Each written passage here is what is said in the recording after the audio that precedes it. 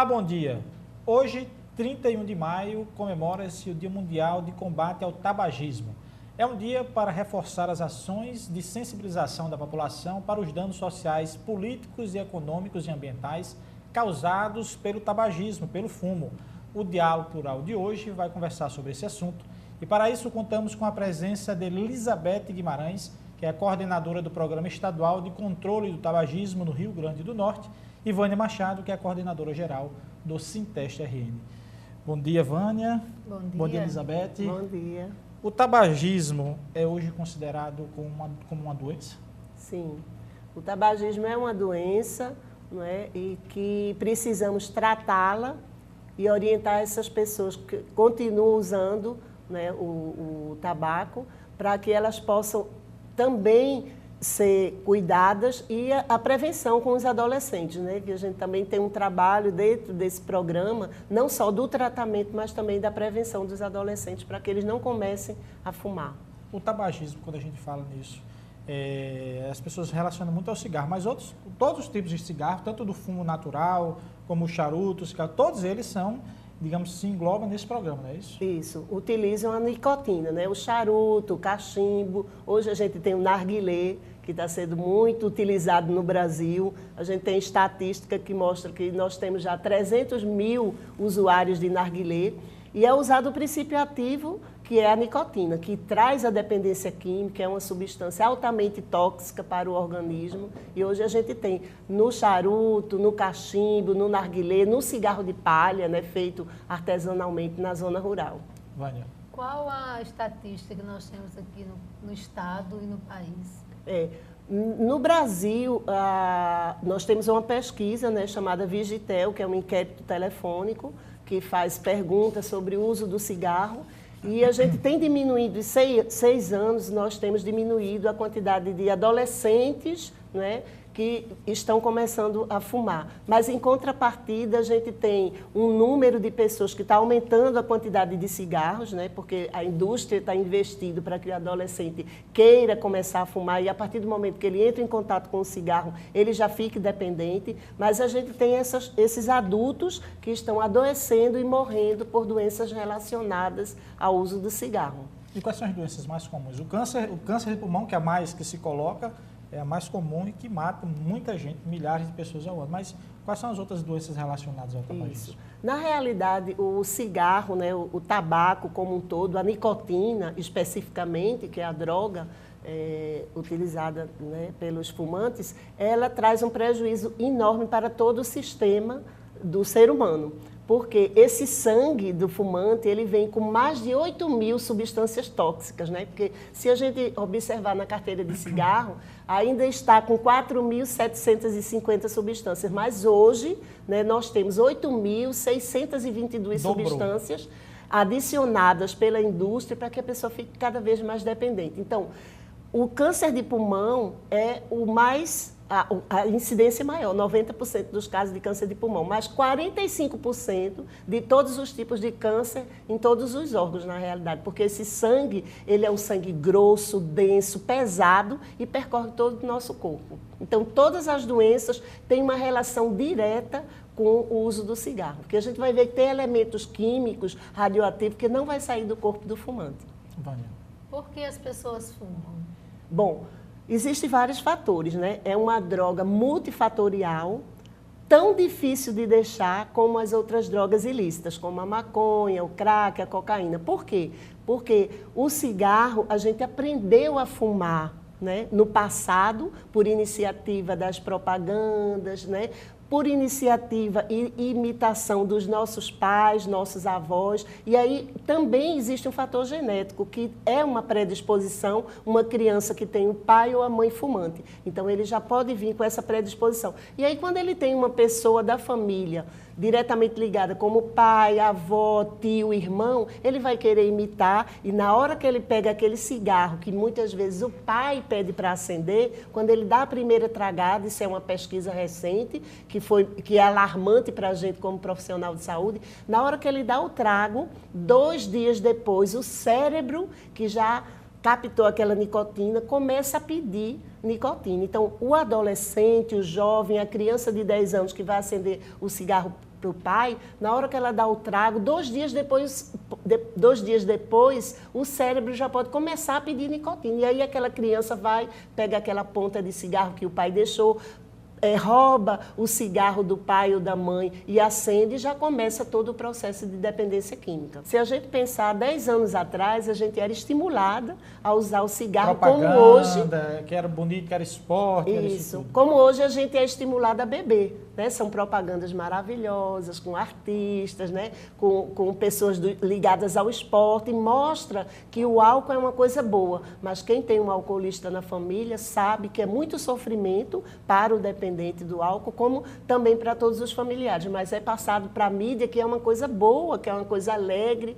Isso também foi passado há 10 anos atrás com a propaganda que era vinculada na televisão do cigarro. Elizabeth, você acha que a legislação ainda é muito branda?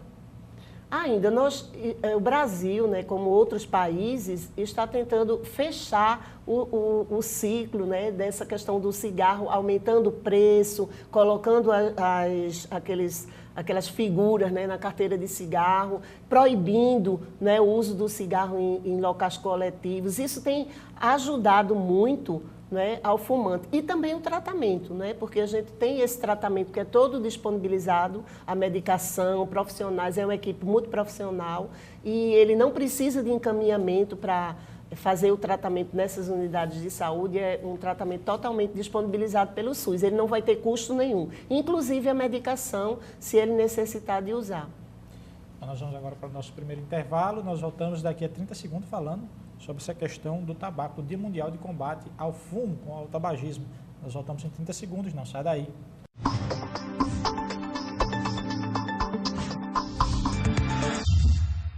Voltamos com o programa Diálogo Plural de hoje, que conversa sobre o combate ao fumo, com a presença de Elizabeth Guimarães, que é coordenadora do Programa Estadual de Controle do Tabagismo no Rio Grande do Norte, e Vânia Machado, que é coordenadora geral do Sinteste-RN. Vânia. Elizabeth, quais os componentes do cigarro e de que forma ele afeta a saúde? Hoje cada ano existem pesquisas avaliando, né, a quantidade de substâncias. Como eu falei anteriormente, no bloco anterior, na carteira do cigarro ainda existe 4.750 substâncias, né? Mas hoje nós temos 8.622 substâncias, com elementos químicos radioativos que não vai sair do corpo do fumante, né? Nós temos um elemento químico chamado polônio 210, que ele não sai dos ossos do fumante. Essa pesquisa foi realizada com ossos de pessoas que tinham morrido há 100 anos atrás, e esse elemento se fixa nos ossos, trazendo a famosa osteoporose, né, que nós mulheres, depois de 50 anos, quando a gente já entra na menopausa, perde um pouquinho a proteção dos hormônios, então a incidência de osteoporose é maior. E alguns elementos como cádmio, como o monóxido de carbono, como o ácido levulínico também a gente tem, a indústria adicionou esse ácido para que as pessoas tragassem mais profundamente. Então, hoje a gente tem elementos, né, substâncias tóxicas que trazem muito prejuízo para o nosso sistema, os nossos órgãos e o corpo de uma maneira geral. Não só envelhecimento precoce, na gravidez também, trazendo prejuízo, né, para a criança. O recém-nascido, a mãe, quando fuma durante a gestação, ou às vezes ela para durante a gestação, mas depois quando está amamentando, trazendo um grande prejuízo para o bebê, com dificuldade respiratória, com baixo peso e alguns comportamentos depois do nascimento, né, dificuldade de andar, de falar. Quando se fala em tabagismo, né, no fumante, sempre se associa a figura masculina. Como é que está a figura da mulher nesse vício, né, no uso do cigarro? Isso. A cada ano nós temos, como a gente tem agora, hoje, né, que é o dia 31 de maio, que é o combate ao tabagismo, é o Dia Mundial, né, de Controle do Tabagismo, a gente nem gosta muito de usar essa palavra combate. Nós temos também dia 29 de agosto, que é o Dia Nacional. E tem um tema. Há 2 anos atrás, nós trabalhamos as mulheres, porque no Brasil, alguns estados brasileiros, a mulher fumava mais do que o homem. Só que no Rio Grande do Norte, a prevalência ainda é de homens fumantes. Mas hoje a gente tem um aumento da mulher, por quê? Nós temos uma tripla jornada de trabalho, nós estamos ficando viúva, né? E aí o cigarro é o nosso companheiro. Na hora que a gente está sozinha, aumenta o grau de ansiedade. Então, a gente está fumando mais, né, porque a gente está colocando um companheiro, o cigarro está sendo um companheiro para as mulheres. Por isso que o índice de mulheres tem aumentado. Elizabeth, a questão não é só o cigarro, qualquer tipo digamos assim, o cigarro de palha, porque as pessoas levam muito a relação do tabaco ao cigarro comum, que tem as mais de 8 mil substâncias. Sim. Mas qualquer tipo de cigarro que a pessoa possa tragar, o charuto, o cigarro de palha, porque achar que o cigarro é só o cigarro que traz o problema, não é verdade. Os outros cigarros também trazem problema, não é isso? Também. É porque, na realidade, todos esses instrumentos, né, que a gente chama, o charuto, o cachimbo, o narguilé, eles usam o princípio ativo, que é a nicotina. É utilizada a folha da planta, que é o tabaco, onde é extraída a nicotina, que é a substância que traz a dependência química. Todos esses instrumentos que a gente falou. Cachimbo, charuto, eles usam o tabaco como princípio ativo. E essa presença, a senhora vem falando muito da presença do narguilé, como é que ela está entrando muito rápido assim e está, digamos assim, pegando o combate, o controle, assim, talvez desprevenido? Isso.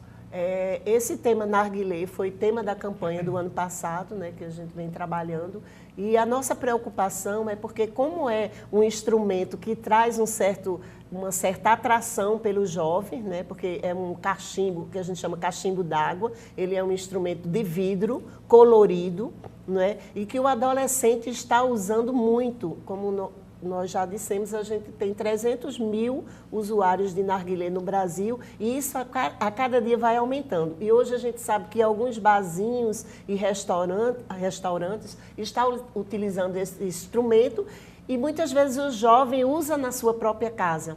Faz o uso do narguilé e vai para as baladas, né? Então, a preocupação é que esse narguilé, você fazendo uma sessão de narguilé, que é 1 hora, corresponde a você ter fumado 100 cigarros. Então, o prejuízo é muito grande. 100 cigarros.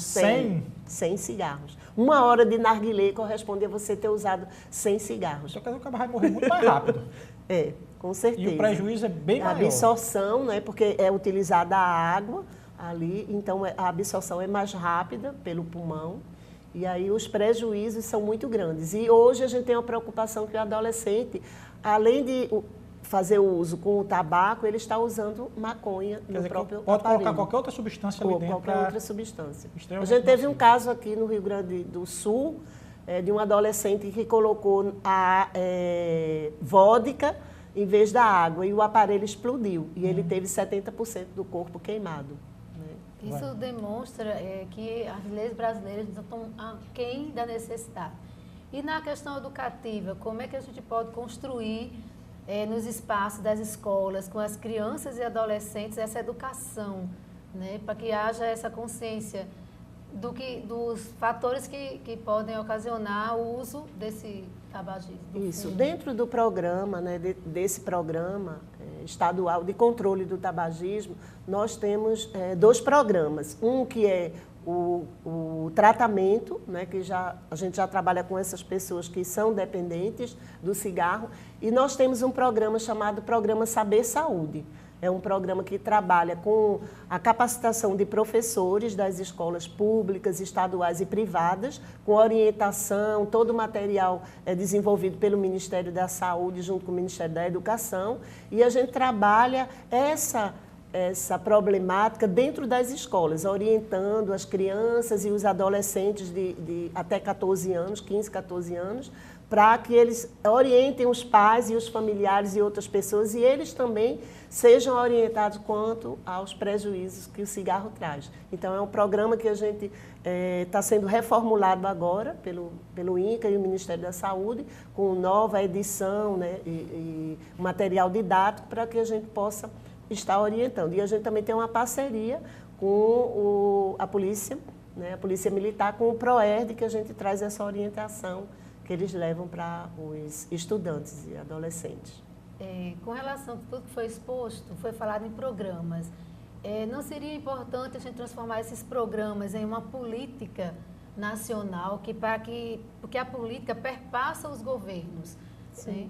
Então, a gente precisa transformar esses programas em uma política nacional de combate ao tabagismo. Sim, já existe a política. Nós temos um tratado, né, que é chamado de Convenção Quadro, onde o Brasil faz parte desse tratado, que é justamente se responsabiliza, né, o governo se responsabiliza por essa política de estar trabalhando, e o Brasil, assim, ele vem avançando muito, né, nos estados. Aqui no Rio Grande do Norte nós temos 167 municípios, onde nós ficamos em apenas 30 municípios que não fizeram adesão a esse programa, a essa política de combate e controle também do tabagismo. Bom, o Diálogo Rural vai para mais um intervalo. Eu deixo uma perguntinha para a Elizabeth responder no próximo bloco. Se não falta mais publicizar esses programas para que se possa atingir o maior número de pessoas e aí as pessoas talvez aderirem aos programas de combate. Talvez tenha até aquela pessoa que queira, mas não saiba onde procurar. Ela responde isso no próximo bloco. Não sai daí.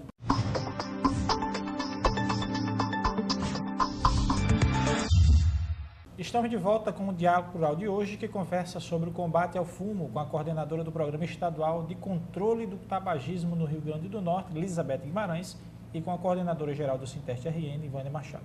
Elizabeth, tem o programa, tem o controle, mas falta publicizar todo esse trabalho, não se restringir só ao dia de hoje, para que as pessoas possam procurar? Sim, ainda falta muita publicidade. Nós necessitamos, deveria, né, se ter essa publicação de trabalhos, né, de orientação. Ainda falta muito, mas muitas vezes o próprio tabagista, ele mora próximo a uma unidade que faz o tratamento, mas não conhece essa unidade, pensa que tem que haver um encaminhamento para que ele possa participar do grupo. Pensa que tem que ir a outro médico para que possa encaminhar, isso. E que não precisa disso. Não precisa disso. A demanda é espontânea, qualquer tabagista pode procurar uma unidade de saúde próxima à sua casa, né, que realize esse tratamento que a gente depois pode repassar para o público, e ele vai ser atendido por uma equipe multiprofissional e interdisciplinar, vai ser atendido por um médico também que vai prescrever a medicação se houver necessidade dele fazer uso dessa medicação que é disponibilizada pelo SUS. Vânia. Quais são os bairros assim, que a senhora pode citar com relação ao que é oferecido esse serviço pelo SUS? Pronto. Aqui em Natal nós temos a Unidade Básica de Saúde de Mirassol, nós temos o APITAD, que é uma unidade de saúde de Pirangi, temos no Hospital Onofre Lopes, no Hospital Valfredo Gugel, em Soledade, né, na Zona Norte, em Nazaré, e em Parnamirim também a gente tem 6 unidades que fazem esse tratamento. A demanda é espontânea, como eu falei, né? A pessoa não precisa de encaminhamento, é só procurar uma dessas unidades que fique mais próximo da sua casa. O fumante passivo, esse aí também é um dos que sofre com o fumante ativo. E assim, o fumante passivo, talvez as pessoas que não fumam, estando na presença de um fumante ativo, se tornam fumantes também?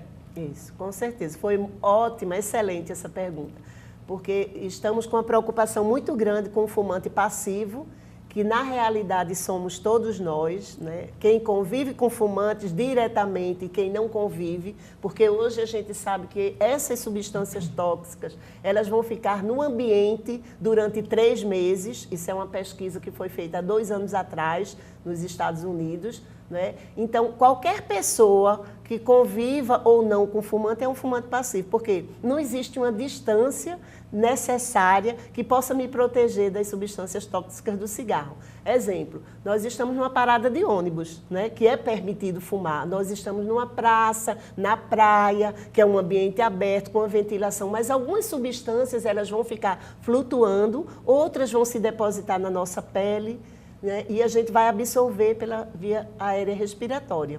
E aí a gente vai ser um fumante passivo. E as doenças também relacionadas ao fumante ativo, o fumante passivo também pode ter, que são todos os tipos de câncer e outras doenças também, como enfisema pulmonar, como bronquite. Vânia. Nos Estados Unidos existe uma legislação para um inquilino. Você poderia relatar a respeito? Pois não. Essa pesquisa foi feita há 2 anos atrás, né, que detectou nas paredes, no carpete, nas mãos de crianças, depois de 3 meses que esse imóvel foi desocupado. E aí os Estados Unidos colocou uma legislação nas imobiliárias que o inquilino ele não pode fumar no imóvel. Se for detectado que ele fumou naquele imóvel, ele tem, a imobiliária ela pode entrar com uma ação de despejo contra o inquilino. E tem como descontaminar ou não? Infelizmente não, porque algumas substâncias elas vão ficar impregnadas, como são elementos, né? Algumas substâncias são elementos químicos radioativos, a gente não tem como fazer a descontaminação desse ambiente. Elizabeth, e a pessoa que para de fumar, quanto tempo? Diz que em 2 dias ou 3 dias a pessoa já, digamos, recupera um pouco da capacidade pulmonar, o seu organismo já faz uma filtragem. Mas até o momento em que ela fumou, digamos assim, ela não se limpa não se limpa totalmente. O problema ainda persiste. Isso. Talvez o câncer possa aparecer bem mais na frente, mas eu parei de fumar, mas o estrago do organismo já tem sido muito grande. Eu costumo dizer o seguinte, que as substâncias tóxicas do cigarro, elas são substâncias cumulativas, né? Elas penetram no nosso corpo e tem um tempo para ir saindo. O fumante, quando ele para de fumar, os benefícios são imediatos. Após 20 minutos que ele para de fumar, a sua pressão arterial e a sua pulsação, elas vão voltando ao normal. Porque a nicotina, ela aumenta os batimentos cardíacos e ela aumenta a pressão do fumante. Aí o fumante sempre tem a desculpa de dizer, não, mas minha pressão é normal, é 12/7, 12/8. Mas se você não fosse fumante, sua pressão seria um ponto a menos. Então, quando ele para de fumar, essa pressão vai voltando ao normal, os batimentos cardíacos vão voltando ao normal. Então, esses benefícios vão acontecendo dia a dia. O monóxido de carbono, o alcatrão, ele vai sendo liberado do corpo depois de 8 horas, e aí o aparelho respiratório também vai se recuperando.